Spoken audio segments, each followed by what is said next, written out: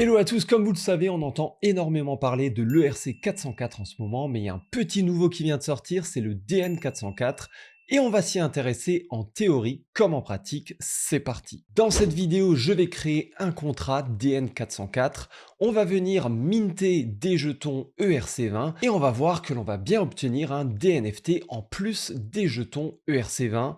Let's go. Donc comme vous le savez, il y a une semaine, j'ai sorti une vidéo sur le RC 404. Le truc, c'est que il y a déjà un petit nouveau.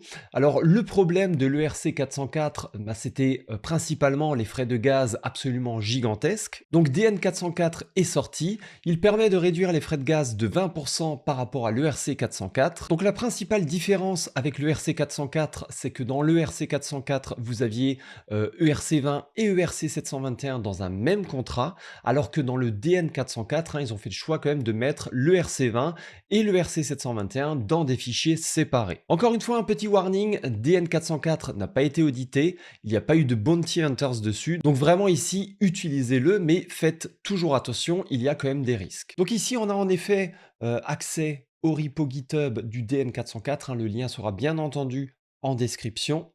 Ce que je vais faire, c'est aller dans SRC, et on va venir recopier ici les différents fichiers, à la fois dn404.sol. Ok, j'enregistre avec CTRL-S. On va aussi prendre ensuite dn404 mirror.sol.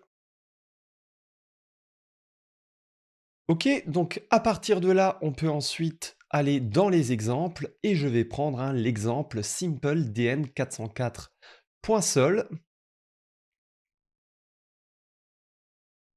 Simple dn404.sol et on va venir ici coller l'exemple directement dans le fichier sur Remix. Alors cependant ici ils utilisent une certaine librairie, donc c'est Soladi. Donc je vais reprendre un ownable, libstring et safe transfer lib de cette librairie Soladi. Encore une fois, les liens seront dans la description. Donc ici on va aller sur hot ownable, on va déjà reprendre ce fichier, ownable.sol. Donc c'est une bibliothèque qui peut ressembler ici à OpenZeppelin. On a ensuite libstring qui est dans utils. Donc je vais aussi reprendre ici, voilà, ce contrat. Et enfin, on aura safe transfer lib. Safe transfer lib qui est ici. Encore une fois, comme dit, je mettrai vraiment tous les liens directement en description. Safe transfer lib.sol. D'accord, donc maintenant tout ce qu'il faudra un peu revoir, c'est les liens vers les imports. Voilà. Nickel.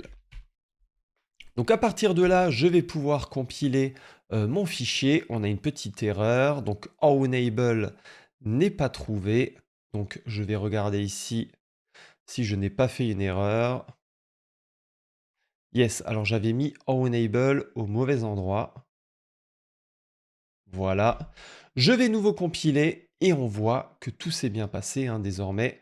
J'ai bien tous mes contrats, dn404.sol, dn404 mirror.sol, libstring.sol, ownable.sol, safetransferlib.sol et enfin mon fichier ici principal, simple dn404.sol. Donc maintenant, on va essayer de faire tout cela. Donc ce que je vais faire, c'est aller sur MetaMask et je vais déployer le contrat intelligent sur Sepolia, comme ça je vais pouvoir faire mes tests, venir minter des tokens, et ensuite je vais m'apercevoir que si je mint un certain nombre de tokens, j'aurai un certain nombre de NFT. Donc ici, directement sur MetaMask, je vais avoir une adresse sur laquelle je vais avoir des Sepolia de test, et je vais avoir en fait une autre adresse. Donc je vais vraiment me servir ici de deux adresses différentes.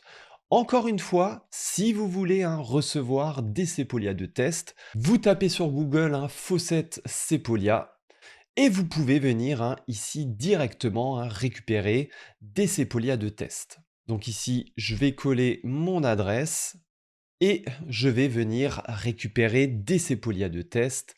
Ça prend un peu de temps et ensuite ça viendra directement. Ça a l'air d'avoir marché, donc on va attendre un peu et mes Sepolia de test devraient apparaître. Je devrais être à 1.04. Du coup, Sepolia de test, on attend un peu. Et en effet, au bout d'un certain moment, ça apparaît, donc on va pouvoir ici déployer le contrat intelligent. Donc, je vais aller sur Simple DN404, je vais presser CTRL S sur Windows ou Pomme S sur Mac d'ailleurs, et puis je vais ensuite venir sélectionner ici dans l'onglet déploiement. Je vais venir sélectionner Injected Provider MetaMask et on voit ici que ça me connecte automatiquement avec le compte sur lequel j'ai mes 1.04 Sepolia de test. Je vais copier ici l'adresse de ce compte et je vais venir déployer ici le contrat intelligent. Le nom de mon token, ça va être BenBK. Le symbole, ça va être BBK. Initial token supply, je vais en mettre par exemple 10 000. Donc je mets 10 000 et je dois rajouter un 18 0 derrière. Attention, il y a toujours cette notion de 18 décimales. Donc 1, 2, 3, 1, 2, 3, 1, 2, 3, 1, 2, 3, 1, 2, 3, 1, 2, 3. Et l'adresse qui va vraiment être le propriétaire de ces 10 000 tokens de base, ça va être celle-ci, cette adresse avec laquelle ici je vais déployer le contrat intelligent. On va venir déployer le contrat intelligent, c'est parti. Donc ça coûte quand même pas mal ici au niveau des frais de gaz, 0.3 Sepolia, c'est absolument énorme. Je pense que les frais de gaz sur Sepolia sont à l'heure actuelle assez élevé aussi. Ok, donc ici, on voit que le contrat intelligent a bien été déployé.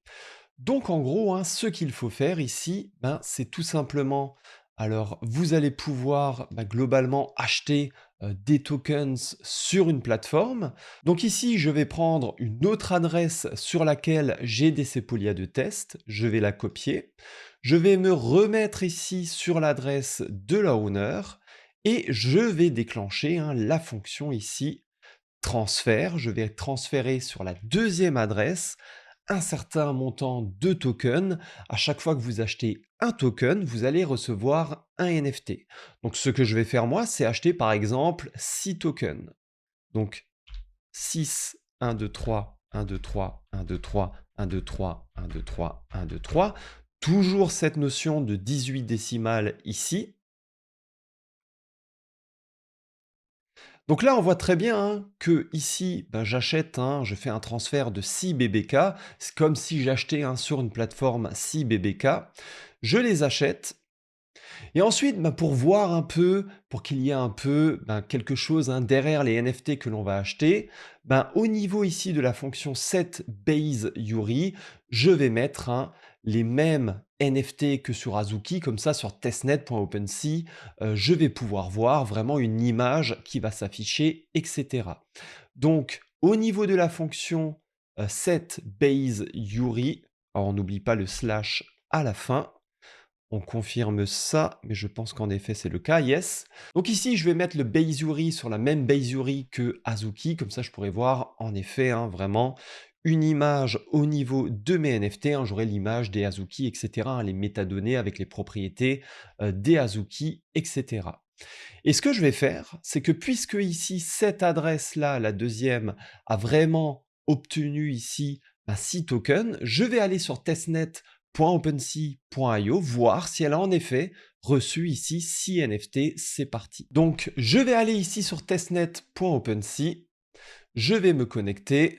Attention, il faut que je me connecte avec l'adresse ici qui a réceptionné les NFT, donc c'est l'adresse 0xcb3 chez moi.